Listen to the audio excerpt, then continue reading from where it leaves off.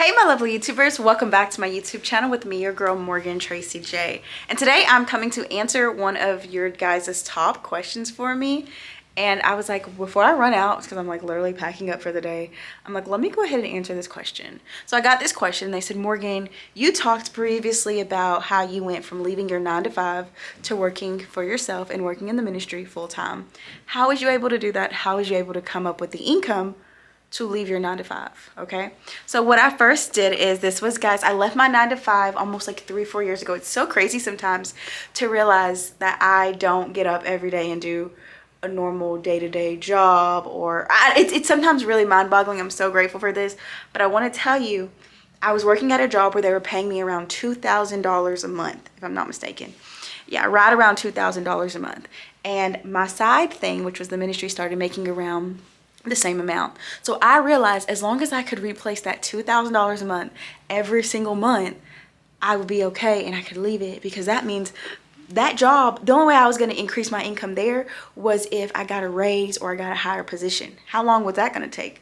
But with the ministry, I was just really working it on weekends, and I was seeing my income go from 2,000 to 3,000 and onward. And so this is how I did it. Now, the first thing I started doing is I utilized ebooks, okay? So digital books on Canva is what I started creating ebooks. So based off of your questions, I would create an ebook. Even this question, I can go create an ebook with that. So I started creating ebooks and I started selling them. Some of them I sold for $5, $15, depending on how big it was. Some ebooks were on something teaching. So I might be teaching on YouTube, I might be teaching on faith or ministry, but I started selling ebooks. So, and the one great thing about ebooks is you can make money in your sleep with ebooks, because you just say, hey, I have an ebook sale going on. And if you have built that audience enough, then you just set up some emails and it just runs out, and people keep buying it, and that's consistently, you can always go back to those products because you don't have to recreate them. It's on autopilot for you. So the first products I ever was launching was ebooks, and I will say that probably got me really easily my first couple $100. And so I knew every month I could sell up to 20 ebooks, 30 ebooks, and I made a couple $100, right? So that was pretty good. That's a great way to get started. The next thing I started doing is I started doing online courses. The first course I ever dropped was called Blog Faithfully. I was teaching women how to design their websites and how to blog. So for you, whatever your niche and your craft is, create an online course. So that online course got me my first, probably realizing my first couple $1,000s. And I'm like, oh, okay, we can really do this. Then next thing I dropped a call to YouTube University. This was a mini course I created all about YouTube growth. I got the idea from a girl named Jenna Kutcher. She's really big and she's really well known, but I had bought her Instagram course for like $30 one time, and I loved just how easy it was. And I realized, like, she can keep making money from this. Like, I bought it, but as long as her audience keeps growing, this is always going to be a product that will bring in revenue for her.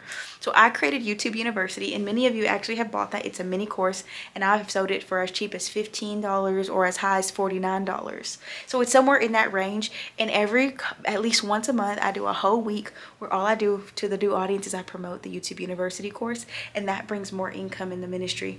So with that, we went from ebooks to a full course or mini courses, right?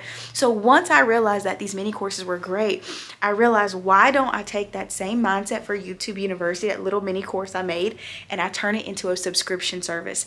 And this is how I was able to leave my 9 to 5, because I created a subscription service called Social University. Back in the day it was called Membership, but now I call it Social University, and I teach you how to become social. I teach you how to build a social empire.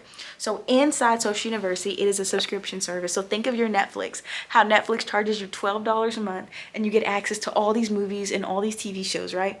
That's kind of what my subscription service is. But it's like, I charge ladies around $33 to $35 a month, and what they do is they get access to all these videos that I've been teaching on. This means I have a merchandise masterclass. This means growth challenges. This means how to become a speaker, how to be an influencer.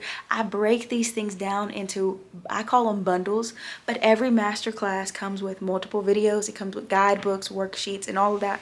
So this subscription service I created, thank you Holy Spirit, because it's the reason why we can do it a lot that we do today. This right here is when I realized I hit something different. This is when I realized that I could make $10,000+ a month. this is when I realized that sky was the limit, like that there was no limit now, because I had been growing my audience and I started to see that I could make 5,000, 7,000, 10,000, 12, 15, 20. I could see that with a subscription service. So that was, but before I was able to make the 20,000s or the 10 or 5s, I first left my job and I was creating a mini course. So YouTube University is what showed me that I could do mini courses inside a subscription service and do that every month. And I can bring in experts and I can continue to teach these women how to do what I do. And that also can sustain the ministry. So that's how that works. The next thing is that wasn't my last product. So that was great. But then I also realized, like, now that this is kind of keeping things afloat and this is keeping things pretty well, now what else can we do? I also been utilizing, and I'm getting tapped into it a little more, is Zoom events. The last few Zoom events I've done have been free, but I realized that can be another way of revenue for the ministry. And I can say this one Zoom event, all proceeds are going to go into one particular program. So I can set up a Zoom event and I can charge $10 for a spot or $20 for a spot. And if 50 women come in, then right there I have made, okay. So say we get 100 women that came in and I charged you $20. We made $2,000 extra that month. And that might be a 1 hour, 2 hour, 3 hour Zoom event that I did, right? And for that 1 hour, hour and a half, we made $2,000, and that $2,000 can go into a prom dress program. So see, I have been able to create multiple streams of income that way. Next thing is, I'm trying to think, is there another way we've done it? Think. Oh, I forgot to mention YouTube. Oh yeah, YouTube. YouTube alone for AdSense pays. However, I'm a Christian YouTuber. I have a Christian channel, so my AdSense is not that much compared to other channels. So I will say YouTube probably pays me enough a month to pay my car payment and to pay a few little bills. But I mean, even with my views and my subscriber count, I don't rarely ever take more than $1,000 home from YouTube a month. And so that is another stream. So I don't put all that effort into that. However, I could be doing more sponsorships and making more money there. And a lot of YouTubers do that. I don't, because I have built a subscription service. So I don't have to go put all that energy into, I can kind of pick and choose what sponsorships I want to do. And if I choose to do sponsorships, some sponsorships I don't, because I'm not interested. But there are some I'm actually very interested in. I love, like fashion, so I will choose some of those. But since I have built a subscription service, I don't have to put that much weight into the sponsorship. Okay, next thing. I'm trying to think. Sponsorships, everything.